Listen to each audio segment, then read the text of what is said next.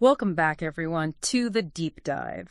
You know, we love to really get into the nitty-gritty here. So today we're going deep on something that I think is fascinating, and that's human nature. Oh, absolutely. And our guide for this journey, Robert Greene's The Laws of Human Nature.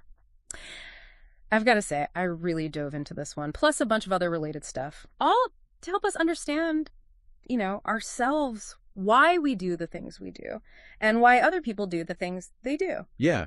And the thing is, we all kind of walk around thinking we're these, rational beings. Like we're making decisions based on logic and reason and all that. Right. But underneath all that, there's this whole world of like unconscious drives and biases and things that are just wired into us that are really calling the shots a lot of the time. We don't even realize it. Yeah, it's kind of humbling in a way, right? For sure. So what we want to do in this deep dive is kind of unpack some of these big laws of human nature that Greene talks about. Right. It's like getting a new lens to view not just the people around us, but even ourselves. Yeah. And we're going to cover it all. How our emotions can totally hijack us. The need for status, the masks we all wear, even that, shadow side we try to keep hidden. Yeah, and I think the big takeaway here is that once you start to see these patterns in yourself and others, it can really change things. Yeah. You become more self-aware, more resilient, and I think you can navigate relationships so much better when you understand the forces at play. Absolutely. Okay, so let's dive right in. This first one really struck me. It's this idea that we're not actually as rational as we think we are. Yeah. We all love to think of ourselves as logical creatures, weighing things up carefully. Right. But the sources we've been looking at paint a very different picture. Yeah, I mean, if you look back in history at someone like Pericles in ancient Athens, you notice this interesting thing about the Athenian politicians. They all thought they were being totally rational, right? They had these grand plans, these strategies, always maneuvering for power, trying to win public approval, even leading armies. But here's the thing. Despite all this individual rationality, their collective actions ended up leading to a ton of chaos. Really? Oh, yeah. Yeah. It was a period of just huge instability, a lot of turmoil, and ultimately Athens was weakened because of it. Because everyone thought they were being logical, but it backfired. Yeah. What was the missing piece? Pericles realized it wasn't actually reason that was driving these guys. Right. It was much more basic emotions. Okay. A hunger for power, a need for attention, the pursuit of wealth. And even though they could be super strategic about getting those things, it wasn't serving the greater good. Yeah, and their individual rationality kind of blinded them to the bigger picture. Exactly. It makes you wonder how often that plays out today, right? Oh, all the time. Now, the sources also talk about this thing called high-grade irrationality. Uh-huh. What does that actually look like? So this is when our emotions get really intense, Think about feeling really angry, super excited, resentful, or even suspicious. Oh, yeah. I can relate to all of those. When these feelings take over, they kind of warp our perception. Okay. It's like you put on these distorted glasses. So say you're furious about something. Mm-hmm. Someone might say something totally neutral to you, but you'll hear it as an attack. Right. Or you might just keep replaying past hurts in your mind, which fuels the anger even more. It's like our emotional state takes over and it's all we can see. Totally. Yeah. We become so reactive. Little things set us off. Impatience turns into rage. Oh, yeah. Resentment turns into paranoia. I see. And this is how we end up doing things we regret. Outbursts, impulsive decisions, trying to control others, that kind of thing. That rings so true. I know I've been there, done that. And often it's like, you don't even see it coming. Yeah, and that's why it's so important to recognize those early signs that you're entering that kind of heated state. Right. Because if you can catch it early enough, you can maybe step back before things escalate. Absolutely. Now, there's another bias that the material talks about called conviction bias. Can you break that down for us? So this is our tendency to just really believe in ideas that feel good to us, or ideas that fit with what we already believe, even if there's evidence that contradicts it. Right. We basically go out of our way to find reasons to support those ideas, and we kind of dismiss anything that challenges them. So even if something isn't really true, if we feel strongly about it, we'll find ways to justify it. Exactly. And the stronger the emotion, the more convinced we are that we're right. Interesting. And this plays out big time in how we respond to leaders or anyone trying to persuade us. Okay. Think about it. If someone is super passionate when they're presenting an idea, seems really confident, we're more likely to buy into it. Right. But if someone is more nuanced, acknowledges different perspectives, we might see them as weak or untrustworthy. Wow. So charismatic salespeople, demagogues, they know how to use this. Yeah. They play up the conviction, even if their arguments are shaky, Interesting. because they know people are drawn to that certainty, that drama. So how do we protect ourselves from that? I think the key is being aware of when you're feeling that emotional pull. Right. If someone's really laying on the confidence, take a moment to step back. Okay. Ask yourself, am I convinced by the emotion or by the actual logic of what they're saying? That's a good point. Now let's shift gears a bit and talk about the power of unconscious forces. This feels like we're going a bit deeper now. Yeah, More into the hidden realms of our minds. for sure. Yeah. But there's a lot we can learn from this. One thing the sources highlight is how much we're influenced by the people around us, their moods and emotions. Right. We unconsciously start to imitate them, their body language, their tone, even what they want. Interesting. And we also get swept up in those collective emotions. Like if everyone's angry about something. Yeah, or if there's a lot of excitement in the air. Okay. We kind of get pulled into that even if we don't realize how much it's affecting us. It's like we're all connected on this emotional level, whether we want to be or not. Exactly. Yeah. Like emotional sponges, Yeah. soaking it all up. And then there are these deeper needs that we have, right? Right. Things that are kind of leftovers from our evolutionary past. Yeah.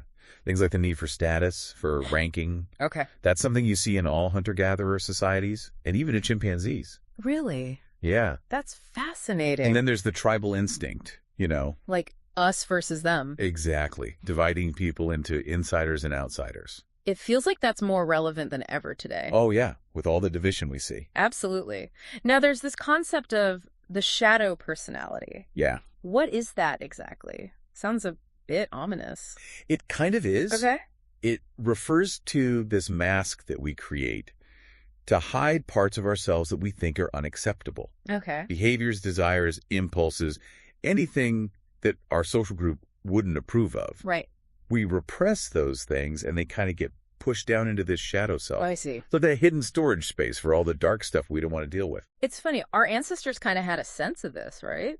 Yeah, they just explained it differently. They'd blame bad behavior on evil spirits or demons. Right. Like something external was taking over. Makes sense. Today we might say, I don't know what came over me. But it's the same idea. Yeah. This hidden side influencing us. Yeah. It makes you think about those times when someone does something totally out of character. Yeah. Like maybe they're always boasting about how generous they are. Makes you wonder if it's covering up a deeper insecurity about being stingy. Exactly. It's amazing how these ancient ideas kind of map onto modern psychology. It really is. And it's not hard to see these forces playing out in our own lives, right? Yeah, for sure. Those group dynamics, the need for validation, the desire for status, it's all there. It is. Now, I want to talk about something else that the sources cover. They call them toxic types. Yeah. And I think this is where the rubber really meets the road, you know? Because understanding human nature also means recognizing those less desirable traits that some people have. Right. And the material talks about a few of these types. Like the victimizer. Okay. This is the person who always sees themselves as the victim. Right. Always blaming others, holding on to grudges. Oh, yeah. I know a few of those. What else? Then you have the drama magnet. Okay. They live for conflict, always creating drama, always positioning themselves as the one who's been wronged. Yeah, and then they suck everyone else into it. Exactly. And then there's the righteous moralist. Okay. What's their deal?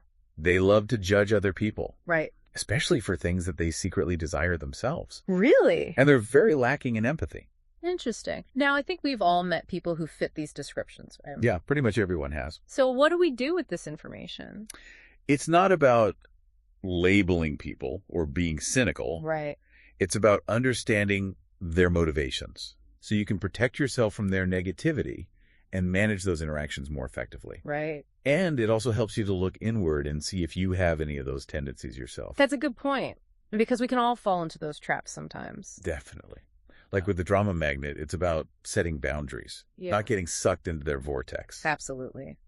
Now let's move on to this concept of the superior character. Yeah. And this idea of the illusion of free will. This one's pretty deep. Yeah, it gets to the core of who we are.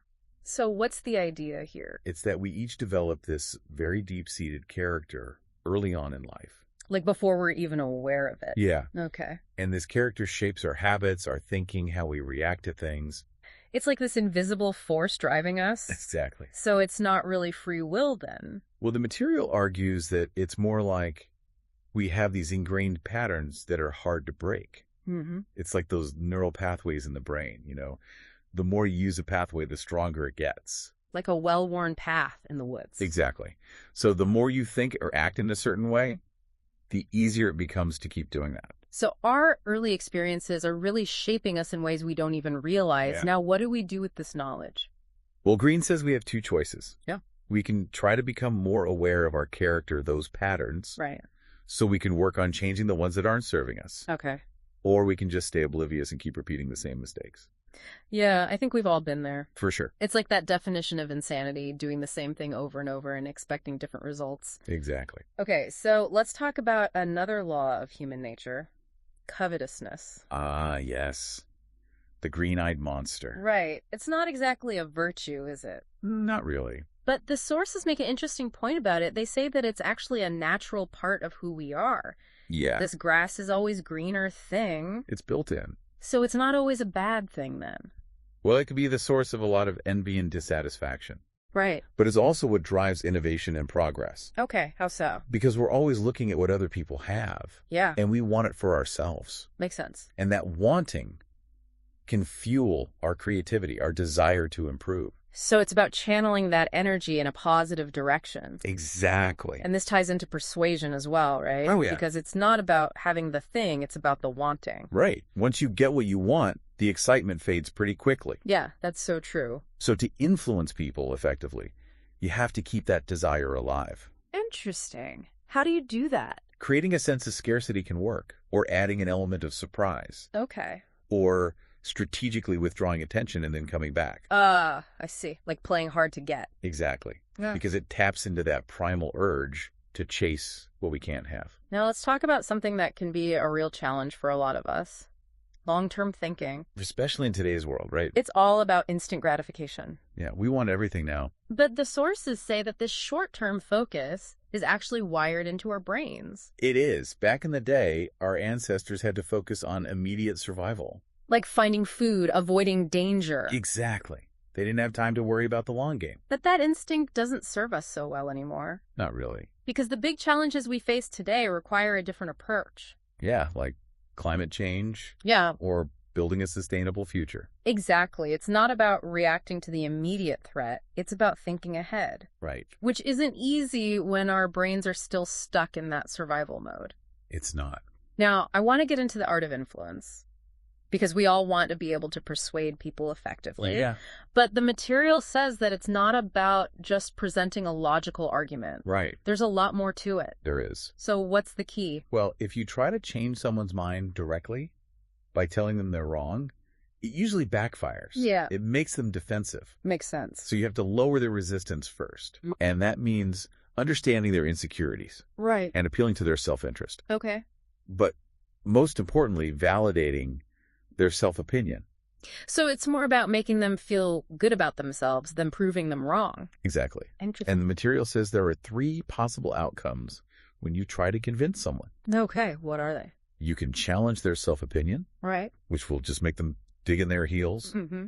or you can leave their self-opinion neutral. Okay. They might not be convinced, but they're not totally opposed either. Right. But the best outcome is to confirm their self-opinion. And how do you do that? You show them that you share their values. Okay. You respect their wisdom. Right. You build rapport, maybe through humor or shared experiences. Makes sense. And you practice empathy. You really try to see things from their perspective. So it's about connecting with them on a deeper level. Exactly. And even small things can make a difference. Like using their own language, their preferred way of communicating.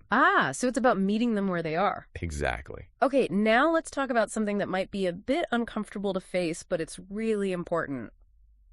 Our dark side. Yeah, the shadow self. So what exactly is this shadow? It's all the stuff we try to keep hidden. Okay. Those unacceptable desires, the negative impulses, the things we don't want to admit to ourselves. Right. It's like this hidden part of our personality. And it can come out in unexpected ways, right? Oh, yeah. Especially when we're stressed or our insecurities are triggered. So those times when someone acts completely out of character. Could be their shadow breaking through. Interesting. And the more we understand our own shadow and recognize it in others, the better we can navigate these situations. So we're not caught off guard. Exactly. And there are ways that the shadow can leak out, right? Yeah, like someone who's super boastful might actually be insecure deep down. Or someone who's really rigid in their beliefs might be trying to cover up their own doubts. I see. And even being overly rational can be a way of denying those irrational impulses we all have. So we have to look beneath the surface. We do.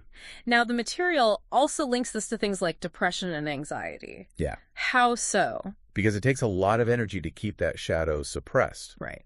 And if we're not being our true selves, it can create a lot of inner turmoil. That makes sense. So what's the solution? Instead of trying to bury the shadow, we need to bring it into the light. Okay. Examine it, understand it. Because it's part of who we are. It is. And once we do that, we can actually channel that energy in a positive way. Exactly. Like neediness can become empathy. Okay. Aggression can be channeled into fighting for a cause you believe in. So it's about integration, bringing all those parts of ourselves together. Right. Okay, final topic. Let's talk about aggression. Ah, yes, a primal force. Nah, and not always a bad thing, right? The material says that it's actually a fundamental human energy. It is. And it can be used for good or for evil. Exactly. Now, there are different types of aggressors. Yeah. There's the primitive aggressor who just explodes when they get angry. Okay. No self-control. Right. And then there's the sophisticated aggressor who's much more calculated. Like a master manipulator. Exactly. Now, what's interesting is that aggression can show up in very subtle ways. Oh, yeah. It's not always overt violence. Right. It can be being overly helpful or controlling. Okay. Or the power plays that happen in the workplace. Mm-hmm. Or all the outrage on social media. Right. Even the violence we see in entertainment. That's a form of aggression. So it's like this underlying current that runs through everything. It is. And the problem isn't the aggression itself, right? Right. It's that we don't know how to deal with it constructively. Exactly. Because if we try to suppress it completely, we end up suppressing other things too. Yeah, like our creativity, our assertiveness. So it's about finding a balance. It is. Learning to channel that aggression in a positive way. Wow, we have covered so much ground today. It's been a real deep dive into human nature. It has. We've talked about irrationality, unconscious forces, those toxic types, our hidden shadow, the power of desire, the importance of long-term thinking, how to influence people effectively, and the nature of aggression. It's a lot to take in. It is. But I hope that for our listeners, this has given you a new perspective on yourselves and others. I hope so too. Because when you understand these forces that are at play, it can really change how you navigate the world. Absolutely. It can help you make better decisions, build stronger relationships. And just have more self-awareness. Exactly. So as a final thought for you, our listeners, I want you to think about just one aspect of human nature that we talked about today. Yeah. Maybe it's your tendency to get swept up in group emotions or a pattern in how you react to certain situations. And ask yourself, how can you bring more awareness to that? Right. How can that knowledge help you make different choices moving forward? Because understanding ourselves is a lifelong journey. It is. And this is just the beginning. Thanks for joining us on the Deep Dive. We'll see you next time. See you then.